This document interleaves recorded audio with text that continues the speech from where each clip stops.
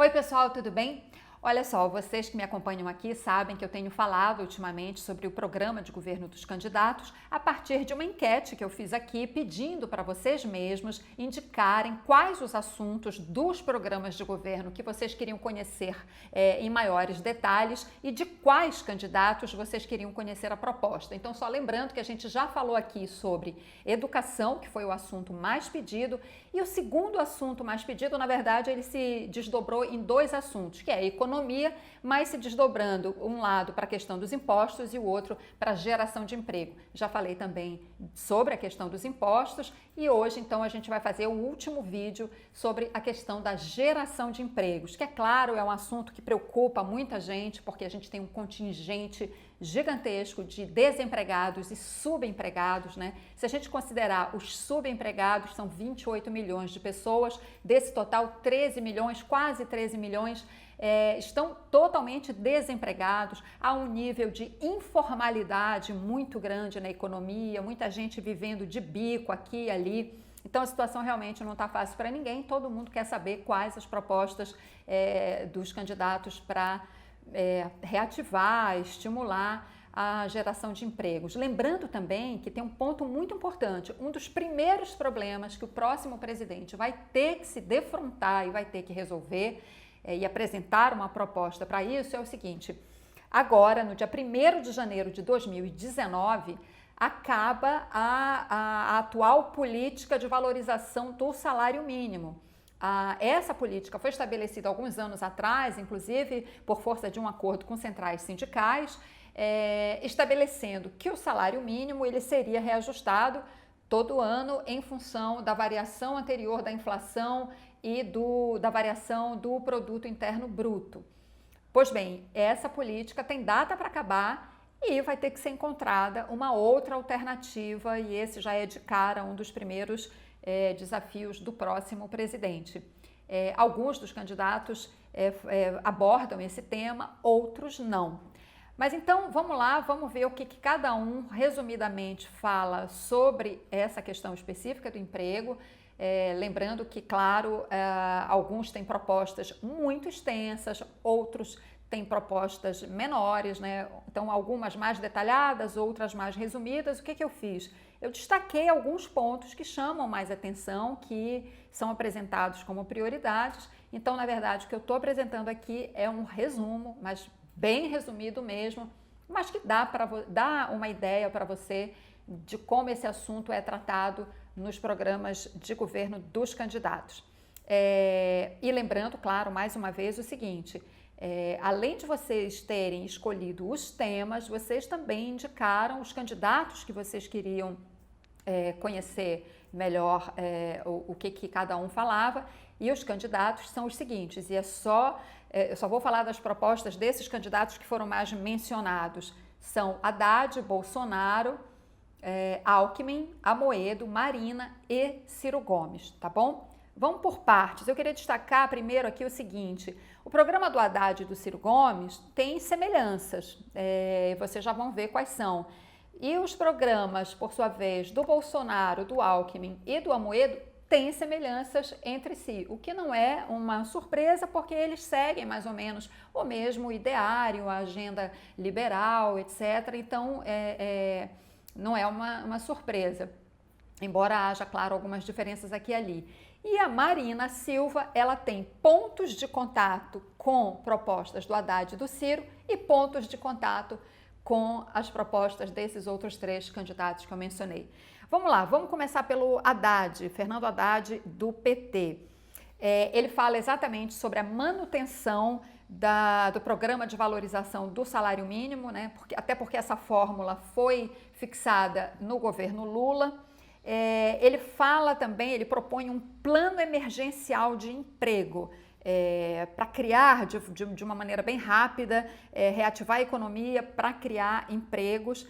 E ele chama também esse plano emergencial de emprego, tem o nome do programa seria Meu Emprego Novo. Como é que seria essa reativação para a criação de empregos? Retomar obras inacabadas, muitas obras inacabadas pelo país, e isso ativaria o setor de construção civil, que é um grande empregador. retomar o programa Minha Casa Minha Vida, retomar investimentos da Petrobras, criar linhas de crédito com juros e prazos mais acessíveis, né? Isso tudo tem um impacto na economia, faz as pessoas consumirem mais. E reforçar investimentos no Bolsa Família. Isso tudo, segundo ele, criaria um ambiente favorável a estimular o dinamismo da economia, isso ajudaria a criar empregos.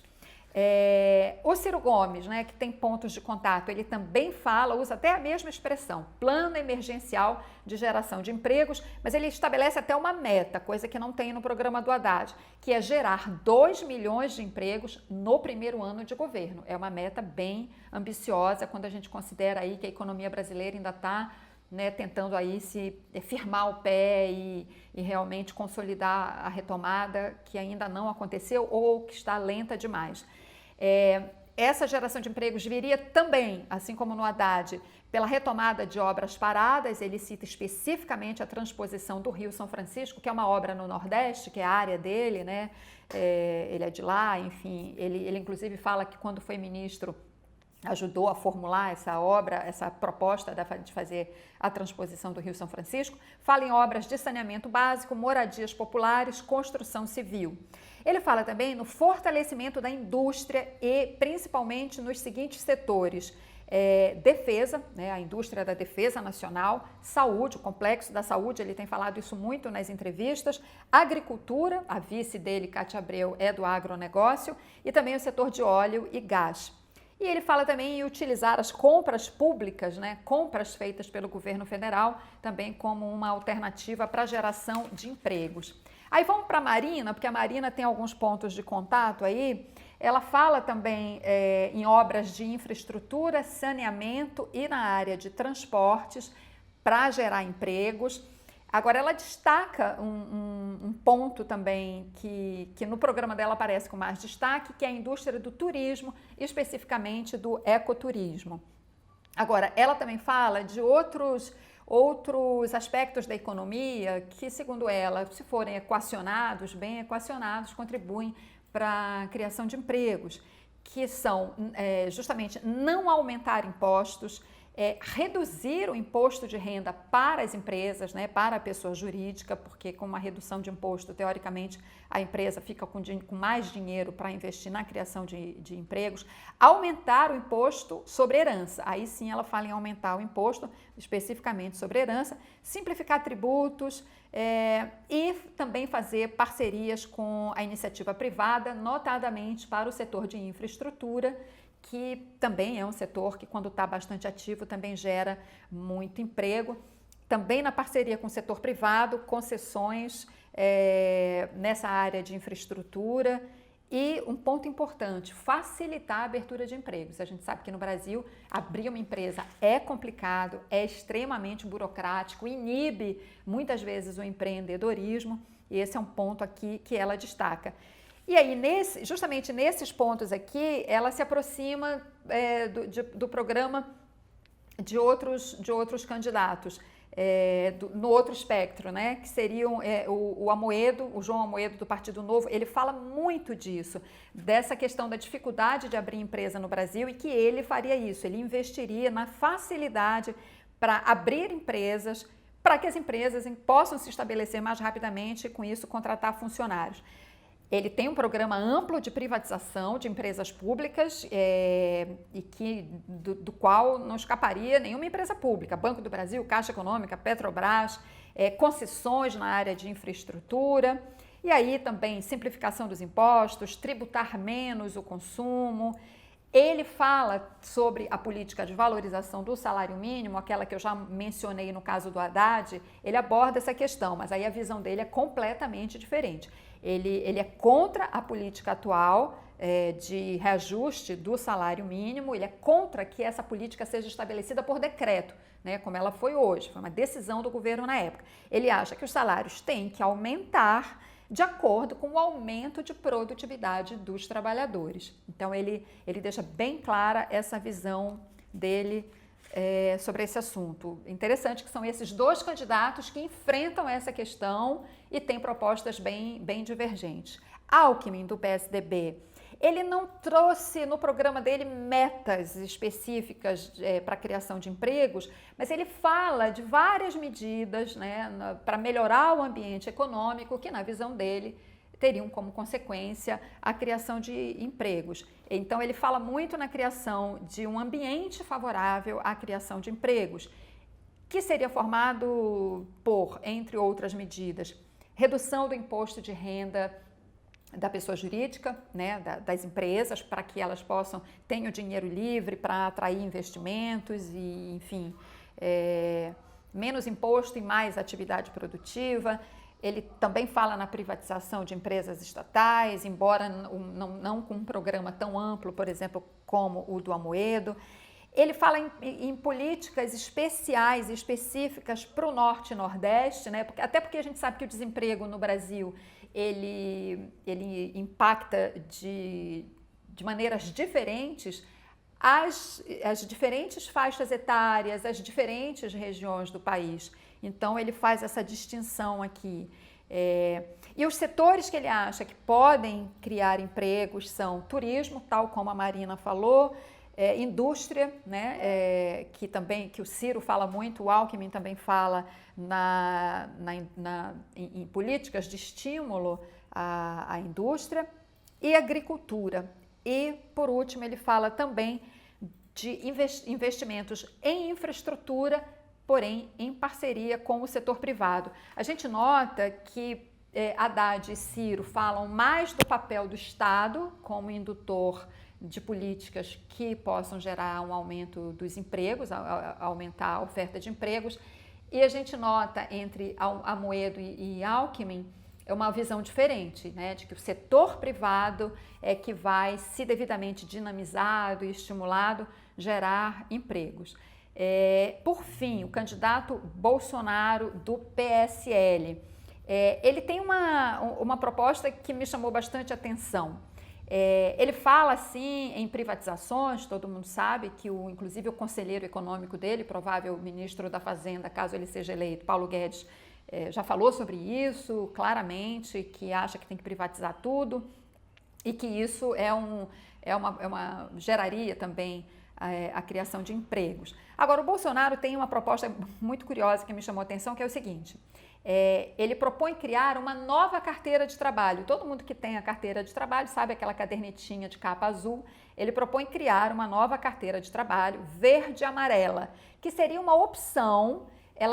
Por meio dessa carteira, o trabalhador teria um contrato de trabalho com seu empregador diferente. Seria um contrato estabelecido entre o trabalhador e o seu empregador e que não se submeteria à legislação trabalhista. Ele seria um contrato individual que prevaleceria sobre a legislação trabalhista, mas que seria opcional. Claro que o trabalhador que quisesse seguir todas as normas da legislação trabalhista continuaria usando, segundo ele, a sua carteirinha azul. E ele propõe também um contrato de trabalho, além dessa diferenciação, né, desses dois regimes, um de acordo com a CLT, outro, um contrato individual que não se submeteria à CLT.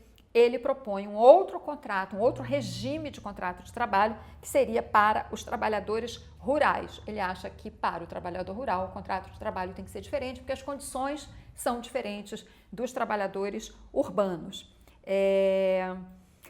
Agora, tem uma lacuna no programa do Bolsonaro, uma lacuna se a gente considerar o que o vice dele, o general Hamilton Mourão, falou recentemente, que criou uma grande controvérsia, que o vice dele falou que o pagamento do 13º salário para os trabalhadores brasileiros e de férias, que isso é uma jabuticaba brasileira, ele querendo dizer que isso só existe aqui no Brasil, tal como as jabuticabas, o que não é verdade. O vice de Bolsonaro, o general Hamilton Mourão, cometeu um erro. Vários outros países pagam 13º aos seus trabalhadores. Não há no programa de governo do Bolsonaro qualquer menção a isso, mas é que, como eu falei nas outras vezes, nos outros programas que eu fiz sobre programa de governo, eu estou compilando aqui não só as propostas mais interessantes, né, que estão nos programas de governo, mas também aquilo que os candidatos têm falado em entrevistas e nos debates. Nesse caso, não foi o Bolsonaro que falou, foi o vice, Hamilton Mourão. O Bolsonaro, inclusive, o desautorizou, né? Pediu, inclusive, que Mourão não dê mais declarações, fique quietinho. Mas eu estou destacando isso aqui porque, de fato, chamou atenção, foi amplamente publicado na mídia.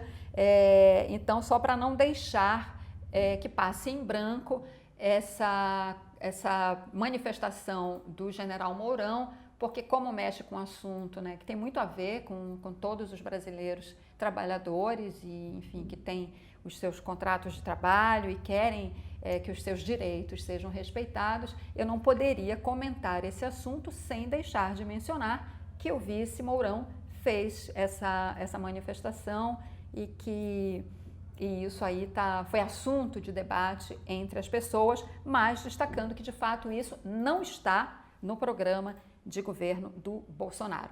Bom, pessoal, esse foi o resumo do resumo que eu fiz, porque realmente, como eu já falei para vocês, são muitos tópicos, mas eu acho que isso dá uma ideia, pelo menos, dos pontos de contato, de algumas semelhanças e de grandes diferenças entre as propostas.